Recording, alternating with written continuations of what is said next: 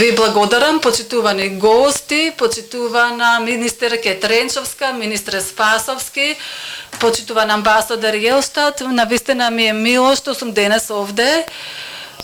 Многу е тешка задача да се зборува после вакви истакнати говорници. UNDP тесно соработува со Министерството за труд и социјална политика и дава поддршка за инклузија на ромите, како во земјата, така и во целиот регион, надвор од Северна Македонија веќе една деценија. Во последната деценија владите и во земјата и во регионот покажа силна политичка заложба за промовирање на инклузијата на ромите во поширокиот социоекономски контекст. Меѓутоа, ромите биле и се уште за жал се една од најранливите и најобесправени етнички заедници, не само во Северна Македонија, туку и пошироко на Балканот. Разликите помеѓу квалитетот на живот во кој што уживаат членовите на ромската заедница и останатите и натаму се големи. Ке ви кажувам сега неколку податоци што успеавме да ги најдеме. Само 4% од ромските деца учествуваат упорно, значи редовно во било каква форма на образование во раното детство. Ова недостаток во самиот почеток на нивниот живот придонесува за мали, ниски образовни постигнувања. Само 20% од младите роми се активни на пазарот на трудот, без разлика дали во барање на работа или во образованието. Децата изложени на ризик, особено децата од улица, претежно се роми. Поради што тие не одат на училиште и се надвор од безбедна средница. Затоа мора да се соочиме со реалноста за сите нас.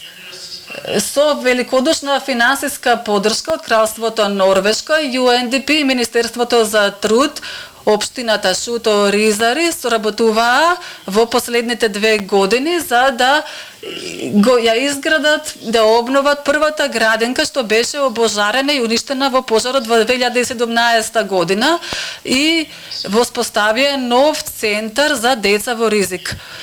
Заедно создадовме побезбедно, потопло обкружување без стигми, каде што тие ќе можат полесно да се вклучат и децата со попреченост. Исто така, центарот представува пример за меѓусекторска стратегија што носи надеж за промена. Оваа институција треба да се види и треба да се реплицира во другите општини, треба да се подобри добросостојбата на децата, а во исто време и активно да се вклучат членовите на заедницата. Не само ромите, овој модел може да работи за сите групи што се обесправени, како последен придонес од проектот заедно со одличната соработка со националните и владините институции. Подготвивме и веќе усвоивме протокол за децата изложени на ризик како клучен ризик за мултисекторски пристап на овој општествен феномен.